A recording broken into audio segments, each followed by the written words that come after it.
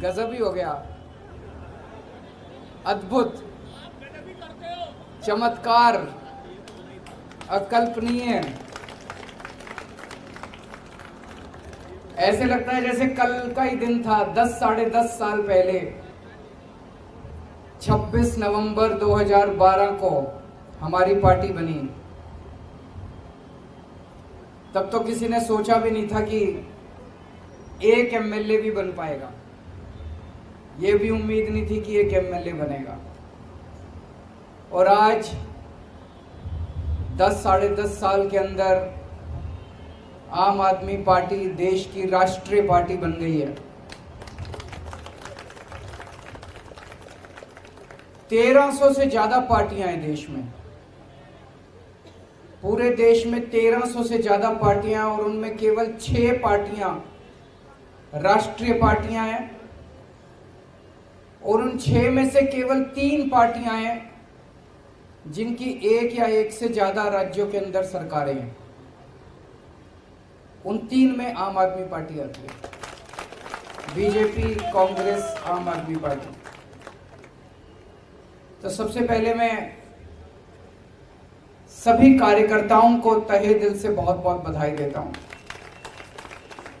सभी सपोर्टर्स को, हमारे शुभचिंतकों को, हमारे वोटर्स को, और सबसे ज्यादा हमारे क्रिटिक्स को, जो हमें बताते रहते हैं समय समय पे कि हम क्या गलतियां कर रहे हैं। उन सभी लोगों को मैं तहे दिल से बहुत बहुत बधाई देता हूं, शुक्रिया अदा करता हूं। भगवान ने वहां से, उस वक्त तो अपने पास कुछ भी नहीं होता था, ना पैसे थे ना आदमी थे। पैसे आज भी नहीं है, आदमी बहुत हैं, आज लोग बहुत हैं, लेकिन ऊपर वाला साथ है। आज सवेरे मैं यही सोच रहा था कि कहां से कहां आ गए, तो इसका मतलब ऊपर वाला कुछ कराना चाह रहा है हमसे, है कि नहीं है? हम तो निमित्त मात्र हैं, हमारी तो औकात ही कुछ नहीं थी। भगवान ने वहां जीरो से यहां पहुंचा दिया। इसका मतलब ऊपर वाले के दिमाग में कुछ तो चल रहा है।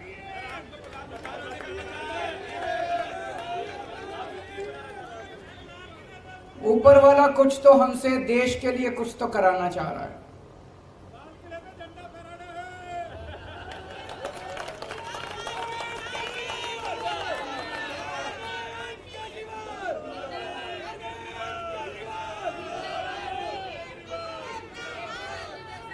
आज इस खुशी के मौके पे मनीष जी की और जैन साहब की बड़ी याद आ रही है। वो भी अगर होते तो हमारी खुशी में और 4 चांद लग जाते। वो संघर्ष कर रहे हैं देश के लिए, हम सब के लिए। इस वक्त देश की सारी राष्ट्र विरोधी ताकतें, जो इस देश का भला नहीं चाहती, जो इस देश की तरक्की नहीं चाहती, वो सारी ताकतें मिलके आम आदमी पार्टी का विरोध कर रही है। मनीष सिसोदिया क्या क्या कसूर है? कल मैं एक उद्घाटन करने गया था ईस्ट विनोद नगर में, एक स्कूल में। सरकारी स्कूल है, सरकारी स्कूल है, और उसमें फ्रेंच पढ़ाई जाती है, जर्मन पढ़ाई जाती है, स्पेनिश पढ़ाई जाती है, जापानीज पढ़ाई जाती है। मेरी पढ़ाई हिसार के सबसे बड़े प्राइवेट स्कूल में हुई थी। हमारे स्कूल में भी ये सारी चीजें नहीं पढ़ाई जाती थी। बड़े बड़े प्राइवेट स्कूलों में नहीं पढ़ाई जाती। आज दिल्ली के सरकारी स्कूलों के अंदर वो शिक्षा दी जाती है। तो मनीष सिसोदिया का कसूर था कि उसने गरीबों के बच्चों को सपने देखने सिखाए, कि सपने देखो, बड़े बड़े सपने देखो, उनको पूरा करने का जज्बा रखो। यह कसूर था मनीष सिसोदिया का। 75 साल से गरीब का बेटा गरीब रह जाता था क्योंकि अच्छी शिक्षा नहीं मिलती थी। उनको उसने सपने दिए, उनके सपनों को उसने पर दिए, और ये सारी राष्ट्र विरोधी ताकतों ने मिलकर मनीष सिसोदिया को जेल के अंदर डाल दिया। जैन साहब का क्या कसूर था? उनका कसूर था कि अगर इस देश के अंदर कोई भी पैदा हो उसको अच्छा इलाज मिलना चाहिए, चाहे गरीब हो चाहे अमीर हो। गरीब आदमी हो तो इसका मतलब यह नहीं कि वो रुलेगा, वो कॉरिडोर में पड़ा रहेगा, उसको दवाई नहीं मिलेगी, उसको इलाज नहीं होगा। अच्छा इलाज कराएंगे, सबका अच्छा इलाज कराएंगे, सरकार कराएगी इलाज अच्छा। ये कसूर था सत्येंद्र जैन का। उसने एक सपना देखा था देश के लिए। सारी राष्ट्र विरोधी ताकतों ने मिलकर उसको बेचारे को जेल के अंदर डाल दिया। लेकिन बेचारा नहीं है, वो भगत सिंह का चेला है।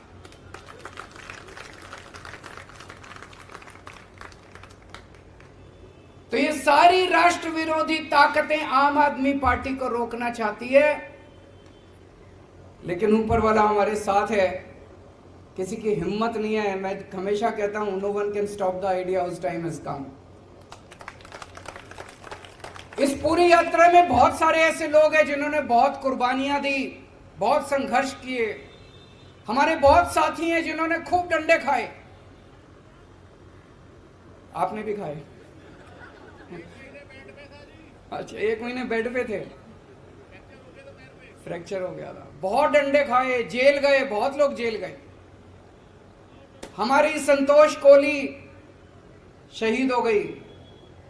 हमारे साथ मीरा सान्याल जी होती थी।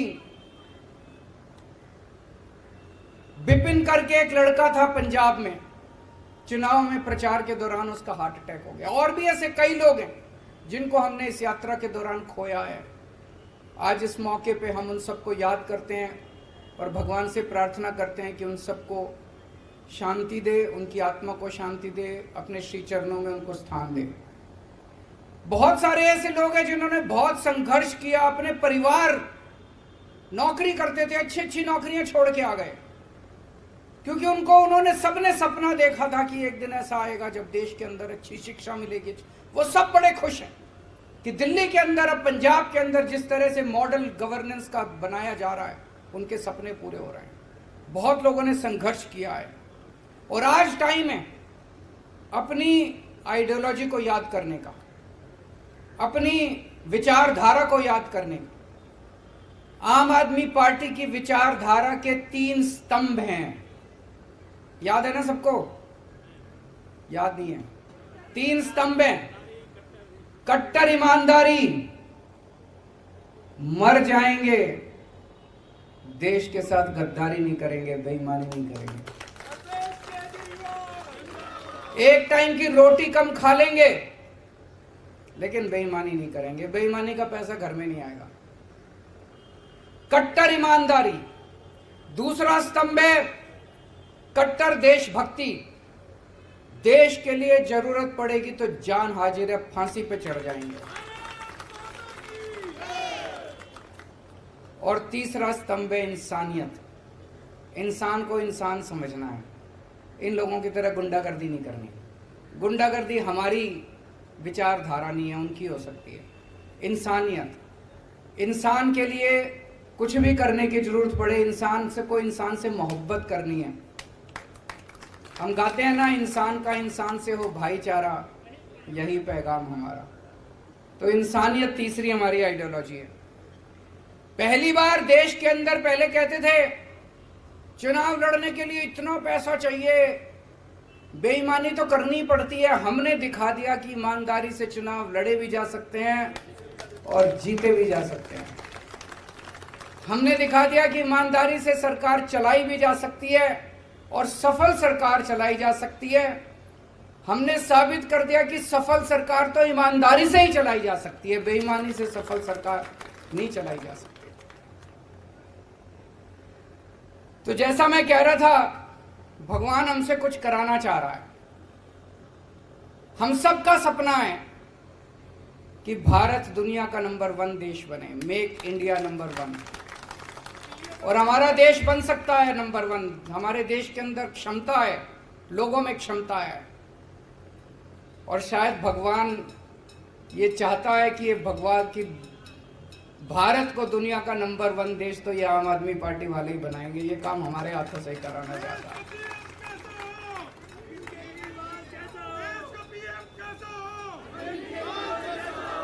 देश की राजनीति के अंदर राजनीति को एक नई दिशा दी है।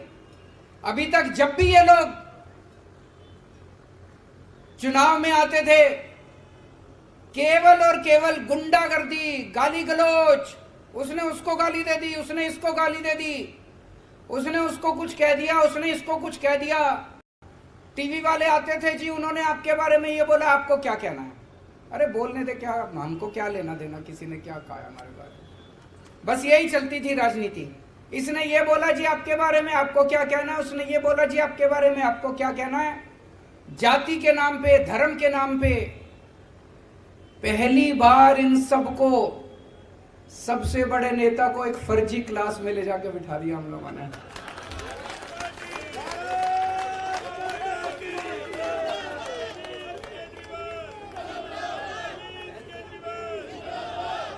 वो पता नहीं असली स्कूल में गए कि नहीं गए, लेकिन इस जिंदगी में उनको एक दिन असली स्कूल में भी भेजेंगे।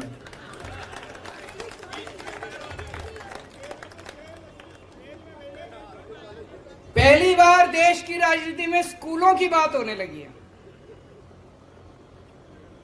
जहां हम जाते हैं चुनाव लड़ने, वहीं पे सारी पार्टियां स्कूलों की बात करती है, अस्पतालों की बात करती है, मोहल्ला क्लिनिक की बात करती है। सुन के अच्छा लगता है। यही तो होनी चाहिए राजनीति। असली राजनीति तो यही है कि स्कूल की बात हो, राजनीति, पानी की बात हो, बिजली की बात हो। अब सारी पार्टियां कहती है बिजली फ्री देती नहीं है, कहती तो हैं, कहलवा तो दिया सबसे। अमित शाह जी ने भी एक, मेरे को याद है कहीं बोला था, वेस्ट बंगाल में जाके बोला था हमारी पार्टी की सरकार बनी तो इतने यूनिट बिजली फ्री, कहलवा सबसे दिया, करवा भी देंगे सब लोगों से धीरे धीरे।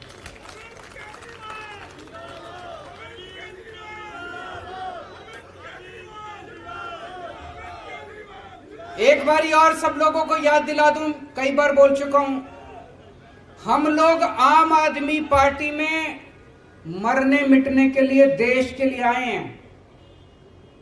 अगर किसी के मन के कोने में कभी आए पद की इच्छा, पैसे की इच्छा, प्रतिष्ठा की इच्छा, तो या तो वो फीलिंग निकाल देना और या आम आदमी पार्टी छोड़ देना।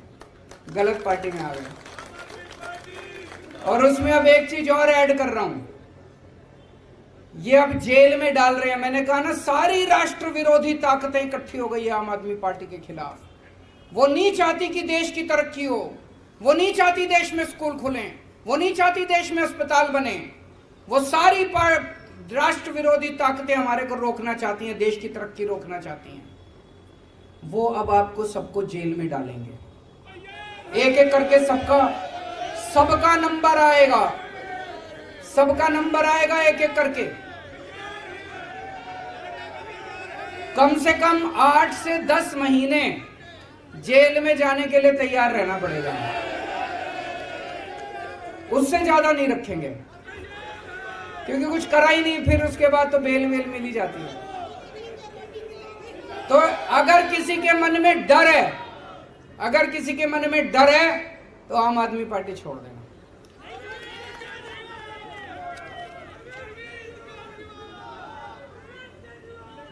जैसा मैंने कहा, आज 2 किस्म की राजनीति देश के अंदर चल रही है। एक पॉजिटिव राजनीति, आपने देखा होगा दिल्ली के अंदर हम चुनाव लड़े, हमने कभी किसी को गाली नहीं दी।